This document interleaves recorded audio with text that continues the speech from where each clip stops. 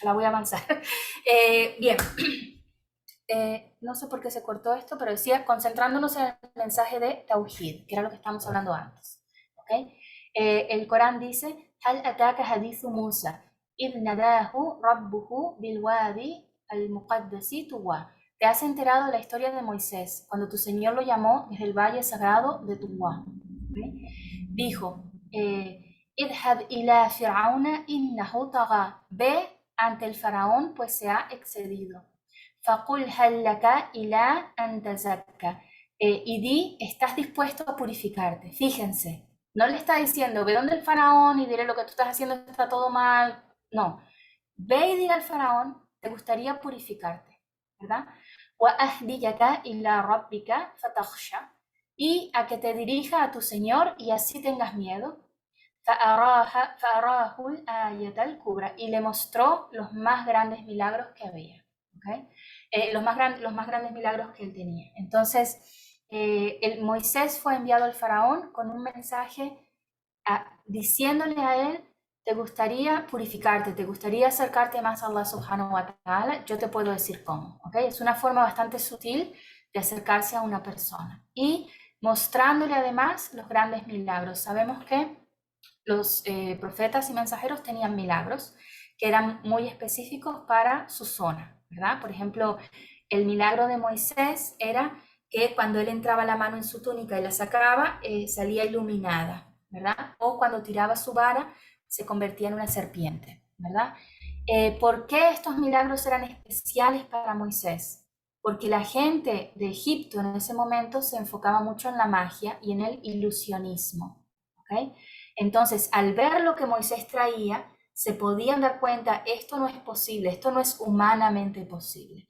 Eso es algo más allá de lo que los más avanzados en nuestra sociedad saben de la magia y del ilusionismo. Como cuando la serpiente de Moisés se comió las cuerdas de los magos, ¿verdad? Los magos, ¿por qué caen todos los magos postrados en el momento? Y dicen, nuestro Señor es el Señor de Moisés, creemos en el Señor de Moisés. Porque ellos sabían que lo que ellos hicieron era engañar los ojos de la gente y lo que Moisés hizo era imposible humanamente. ¿Okay? Que el bastón en realidad se convirtiera en una serpiente que se come todas las cuerdas que ellos estaban haciendo parecer que eran culebras. ¿Okay? Y lo mismo con todos los milagros que trajeron los profetas de Dios. ¿Cuál fue el milagro de Jesús? El milagro de Jesús fue la medicina, que podía revivir al muerto, que podía curar al ciego, al leproso, ¿verdad? En la época de Jesús, los judíos eran de todo el mundo los que tenían el nivel más alto en medicina, en conocimiento de medicina. Ellos sabían en ese momento es imposible curar al ciego, es imposible curar al leproso, es imposible revivir al muerto. Entonces el milagro de Jesús era que ellos podían ver, la gente de su ciudad podía ver, esto es algo humanamente imposible, tiene que venir de Dios, ¿verdad? El milagro del profeta sallallahu alaihi wasallam fue el Corán. ¿Y qué decían los Quraysh? Esta recitación es algo más allá de lo que nosotros conocemos. Eran las personas más avanzadas en poesía árabe. Sin embargo, cuando desciende el Corán, dicen, ¿de dónde está saliendo esto? Esto es demasiado avanzado. Es imposible, y menos un hombre iletrado que nunca ha hecho poesía. ¿De dónde sacó esto? Por eso el Corán era un milagro. Es todavía un milagro, ¿verdad? Entonces los profetas tuvieron esos milagros para llamarle la atención a la gente.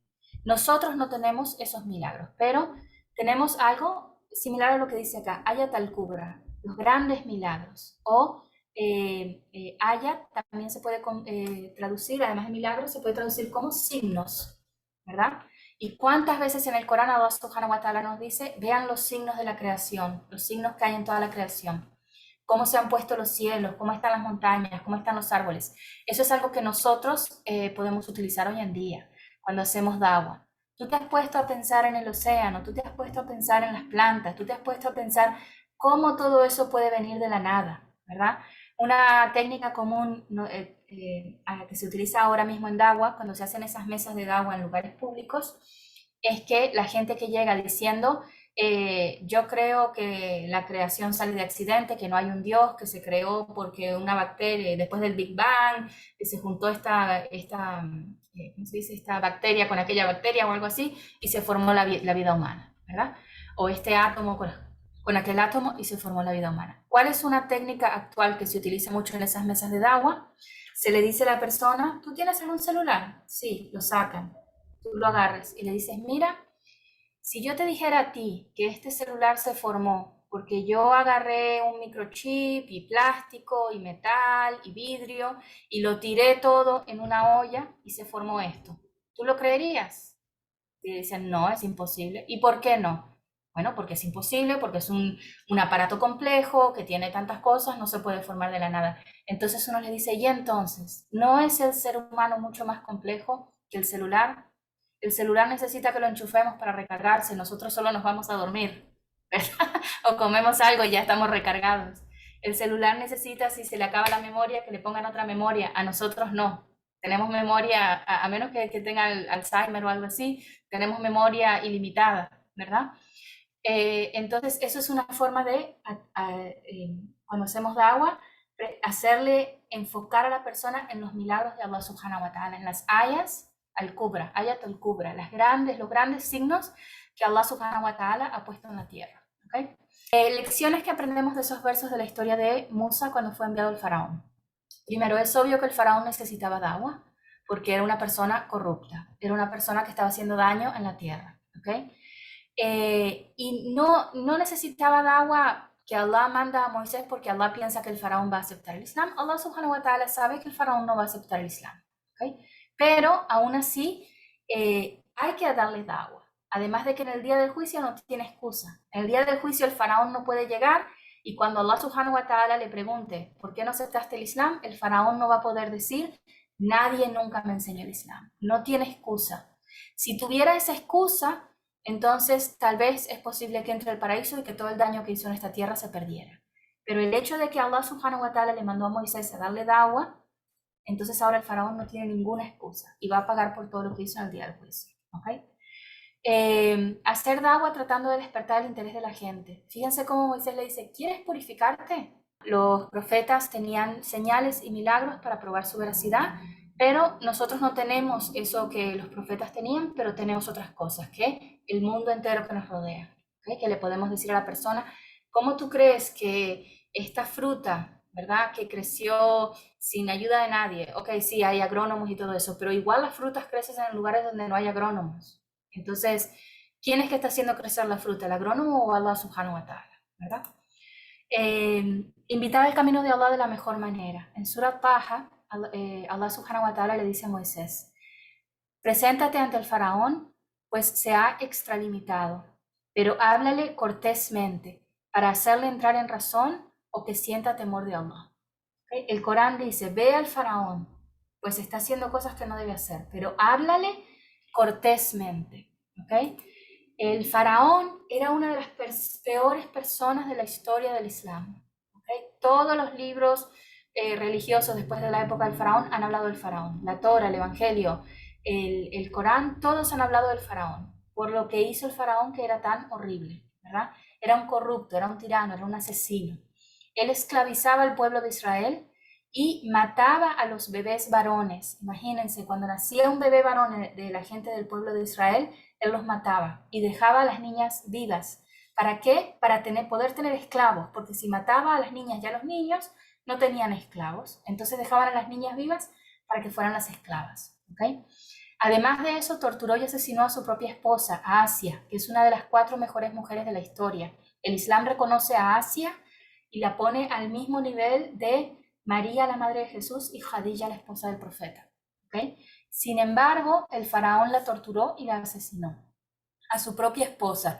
Y no era una esposa de un mes, era una esposa con la que él crió a Moisés. La historia de Moisés nos dice que cuando la madre de Moisés puso a Moisés en la canasta en el río, quien se encontró con esa canasta fue Asia y trajo al bebé al palacio y le dijo al faraón, vamos a criarlo como si fuera nuestro hijo.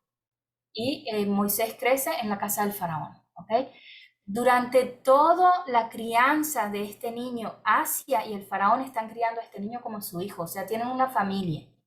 Cuando Moisés crece y le enseña el Islam a Asia, Asia acepta el Islam y por eso el faraón la tortura y la mata. A su esposa, podríamos decir, de unos 20 años. ¿Okay?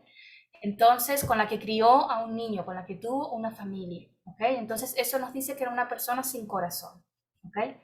El faraón decía, Ana Rapukul Ala, yo soy el señor suyo, yo soy su señor, le decía eso al pueblo, yo soy su señor, el más elevado. ¿Por qué? Porque Moisés decía, Allahu Rabbil Ala, Allah es el señor más elevado. Y el faraón venía atrás y decía, la, no, Ana Rabbukul Ala, yo soy el señor de todos ustedes, el más elevado, ¿ok? Que es una descripción solamente que se le da a Allah subhanahu wa ta'ala, ¿ok? Esa persona que mató a su esposa, que mataba bebés varones recién nacidos, que esclavizaba a las niñas, que le decía a su pueblo, yo soy el Dios de todos ustedes, a esa misma persona, Allah subhanahu wa ta'ala le manda a alguien a hacerle da'wah y le dice, háblale cortésmente. No llegues ahí rompiendo cosas y peleando, diciendo porque tú matas a esto y mataste a tu esposa. No, háblale cortésmente. Si eso es lo que tenemos que hacer con la persona más tirana de la historia, imagínense con cualquier otra persona a la que le estamos haciendo da'wah. ¿Ok?